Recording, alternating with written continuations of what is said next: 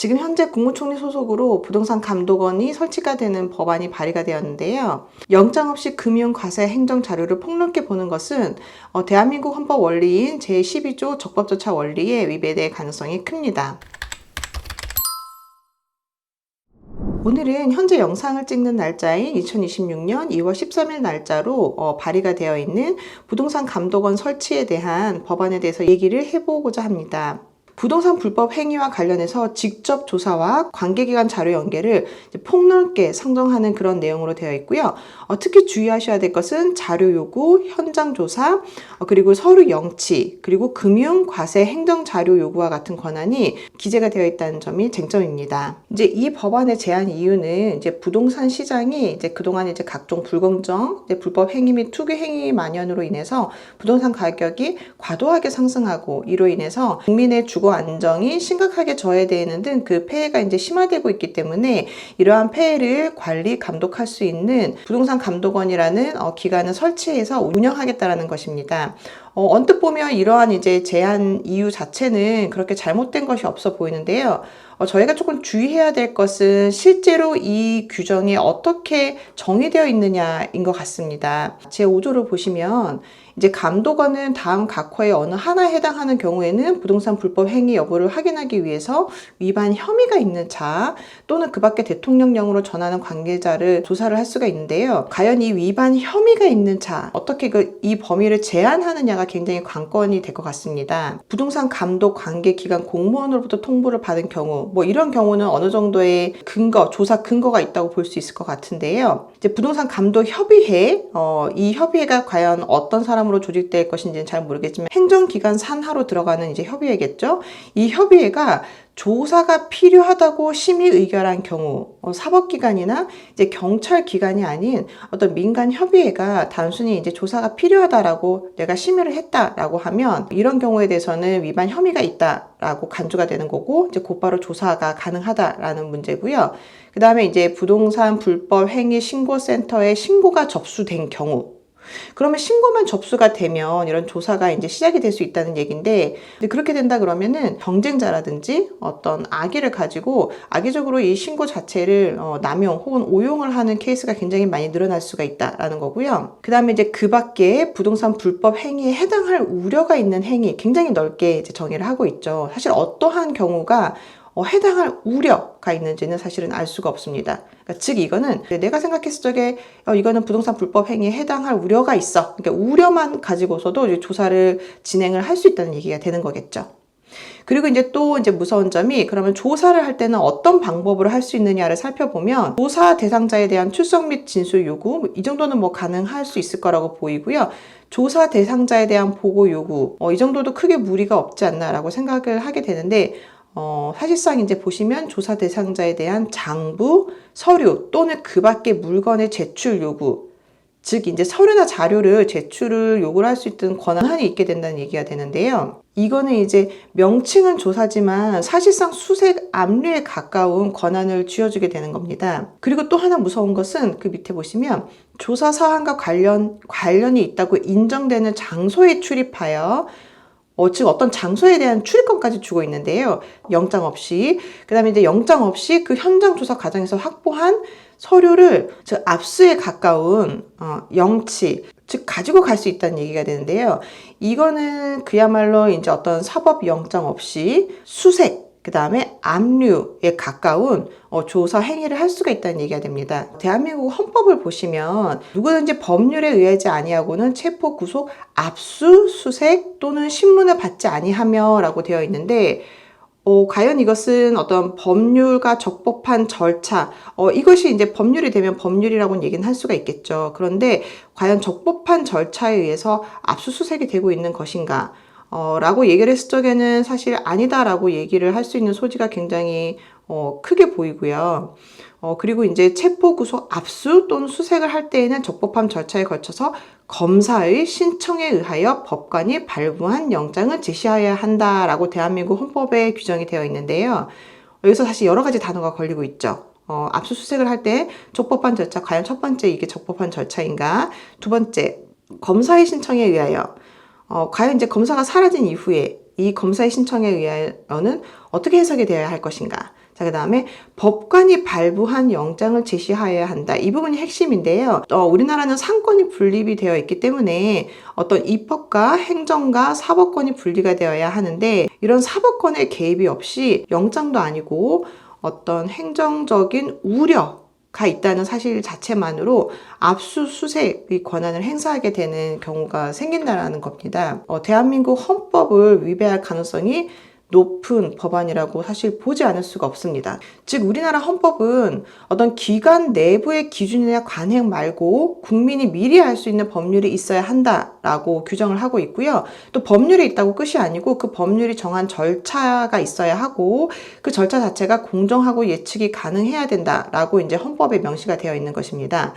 그래서 보통 일반적으로는 이런 영장이나 수색에 있어서는 그러니까 누구를 조사하는지, 그다음에 왜 그 사람을 조사를 하는지, 그 다음에 어디까지 자료를 요구하는지, 그 다음에 이의제기나 불복 경로가 있는지 등이 이제 영장에 이렇게 제시가 되어 있도록 되어 있는데요. 이런 절차가 모조리 무효가 되는, 즉 헌법에 기반하지 않은 새로운 경로가 하나 생길 수 있다라고 이제 말씀을 드리고 싶습니다.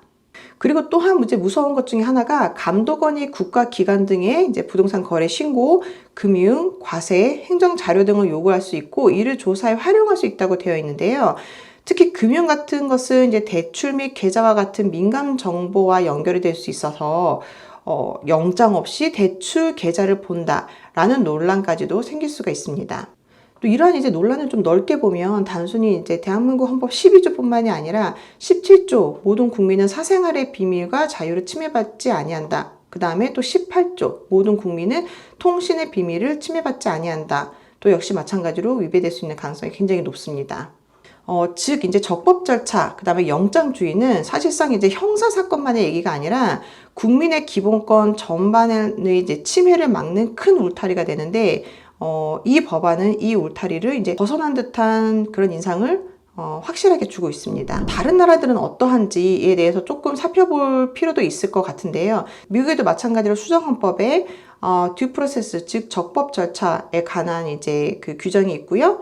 또한 이제 프라이버시에 관한 이제 규정이 있고요. 그 다음에 이제 좀 구체적으로 보시면 Right to Financial Privacy라고 해서 우리나라로 치면 뭐 금융정보보호법 정도에 해당하는 그런 법률이 있습니다. 이런 기본적인 법률에 대해서 한번 살펴보도록 하겠습니다. 수정헌법 5조와 같은 경우에는 이제 적법 절차에 대해서 규정을 하고 있는데요. 누구든지 적법 절차에 의하지 아니하고는 생명, 자유 또는 재산이 박탈돼서는 안 된다라고 적혀져 있습니다. 미국의 이제 수정헌법 제4조를 보시면 부당한 수색이나 체포, 압수로부터 신체 가택, 그다음에 서류 및 동사안의 안전을 보장받는 권리는 침해받지 아니하고 체포, 수색, 압수의 영장은 상당한 이유가 있어야 하며 선서 또는 확약에 의해서 뒷받침되어야 하고 특히 수색될 장소, 체포될 사람이나 또한 압수될 물품을 기재하지 아니하고는 이를 발급할 수 없다라고 적혀져 있습니다. 그런데 이제 부동산 감독원을 설치하는 법안에 의하면 이 영장이 없어도 된다고 하고 있죠. 그리고 단순한 신고만으로도 조사가 시작될 수 있다, 뭐 이렇게 얘기가 되고 있고요. 이러한 영장이 없이 조사가 시작될 수 있다고 하기 때문에 영장에 무엇이 기재가 되어야 한다라는 조항도 역시 적용이 되지 않습니다. 자, 그렇다 그러면 미국은 그러면 필요한 경우에 어떤 개인의 금융 기록을 정부가 전혀 볼 수 없느냐? 이거는 아닙니다. 사실 이제 큰 원칙은 헌법에서 정해져 있고요. 미국도 마찬가지로 이제 금융정보보호법에 의해서 어떤 필요한 경우에는 아주 제한적으로 적절한 이제 근거를 가지고 조사를 할 수 있도록 되어 있는데요. 금융정보보호법의 이제 기본적인 취지는요, 정부기관이 이제 고객의 금융 기록에 접근하거나 사본을 확보를 하는 것을 이제 제한을 하고, 다만 이제 예외적으로는 법이 정한 절차 안에서 허용을 한다라는 것인데요. 그러면 이제 허용되는 방법이 어떤 것인지가 좀 중요해질 것 같습니다. 여기에서는 대표로 5가지 정도가 있는데요. 먼저 첫 번째, 고객의 동의 또는 허락이 있는 경우, 이거는 뭐 우리도 마찬가지겠죠. 그 다음에 두 번째가 administrative 이제 subpoena라 그래서 혹은 summon이라고 해서 어떤 행정적인 증거나 지인의 소환장 혹은 이제 피고로서 어떤 소송이 일어났음을 알려주는 소환장이 있어야 한다. 적어도 영장 혹은 그 영장보다 훨씬 더 높은 단계의 근원을 가진 정부 기관이나 법원이 영장처럼 청구를 하게 되는 것입니다. 그 다음으로는 이제 수색영장, 저희가 전통적으로 알고 있는 수색영장이 되는 것이고요. 따라서 전통적으로 알려져 있는 영장에 대한 기본적 요건을 충족을 해야 되겠죠, 이 경우에는. 그 다음에는 이제 사법 소환장, 주디셜 서피나, 그 다음에는 공식 서면 요청, 이 5가지 정도가 이제 허용되는 방법으로 제시가 되고 있는 대표적인 이제 예시입니다. 그래서 이제 미국은 원칙적으로는 이런 것들을 함부로 요청을 할 수 없게 돼 있고요. 아주 제한적인 경우에 이 5가지 정도 허용되는 방법을 통해서만 금융 기록에 이제 접근을 할 수가 있습니다. 이렇게 어떤 절차를 통해서만 가능한지를 규정을 해두는 것이 굉장히 중요하다고 생각이 되는데요. 이제 왜냐하면 법에서는 할 수 있다라고 얘기를 해놓고 그 하위 법령이라든지 기관 내부의 규정에 의해서 가능한 방법들을 규정한다고 한다면 그것들은 입법 권한에서 벗어나서 행정부의 의견만 가지고 그 적법한 절차를 규정을 해버린다는 것이기 때문에 이는 상권 분립에도 위반이 되지만 사실 그때그때 바뀌는 행정부의 단순한 의견에 따라서 어떨 때는 이런 절차가 되고 어떨 때는 이런 절차가 안 되고가 좌우가 될 수 있기 때문에 사실 상당히 불안정한 방법이라고 생각합니다. 미국 같은 경우에는 고객이 모션 투 컷이라 그래서 이러한 서피나가 무효하다라고 여기 이제 소환에 대해서 이제 다툴 권리를 주고 있다는 겁니다. 따라서 이러한 소환장이 왔다고 하더라도 금융자료의 소유권자가 이것은 정당한 법 집행이 아니다라고 생각이 됐을 적에는 그런 법 집행을 철회해 주세요라는 이제 신청을 할 수가 있고요. 이런 신청이 받아들여졌을 경우에는 그런 조사가 이루어지지 않습니다. 그런데 이제 우리나라에서 이제 발의된 법안을 보시면 이러한 이제 구제 절차 혹은 절차를 다투는 권리에 대해서는 규정이 되어 있지 않은데요. 이거는 상당한 개인의 기본권을 침해할 수 있는 그런 법안이라고 생각을 합니다. 사실 법안을 발의를 할 때는 비교법적으로 이제 먼저 이와 유사한 법안이 발의가 되어 있는 다른 나라들의 경우를 살펴보게 되면 어떠한 핵심적인 요건이 빠졌는지 어떠한 핵심적인 요건이 더 필요한지를 이제 쉽게 알 수 있다고 생각이 되는데요. 이러한 연구를 이제 하지 않은 건지 아니면 알고서 이 부분을 뺀 건지에 대해서 왜 이렇게 했을까라는 생각을 가지지 않을 수가 없고요. 사실 상당히 좀 우려가 되고 있는 바이기도 합니다. 그리고 이제 미국과 같은 경우에도 당연히 이런 이제 서피나나 요청이 있을 경우에 당연히 당사자에게 통지가 되고 있는데요. 그러면은 이제 수사상 통지를 하게 되면 불리한 자료를 빼돌린다든지 이러한 이제 일이 있어서 사실 수사가 안 되지 않느냐. 그래서 이렇게 통지를 하거나 다투는 이제 절차를 안 둬야 되지 않느냐라고 생각을 하실 수도 있는데요. 미국도 마찬가지로 긴급성이 강화가 돼서 어떤 긴급한 접근을 허용해 달라라는 절차도 마찬가지로 있습니다. 그래서 법원이 통지 지연을 허가를 해줄 수 있도록 그 예외 조건도 있고요. 그 다음에 이제 마지막으로 이런 식으로 접근한 데이터를 기관 간에 무제한으로 공유되는 것을 막기 위해 사용 목적을 제한하는 조문도 두고 있습니다. 절차적으로 상당히 꼼꼼하게 규정이 되어 있고요.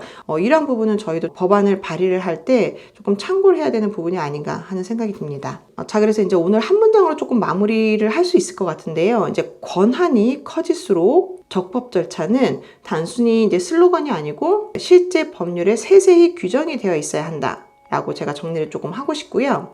여러분은 조사와 관련하여 어디까지 이제 허용이 가능하다고 보시는지에 대해서 좋은 생각이 있으시면 댓글로 남겨주시면 감사하겠습니다.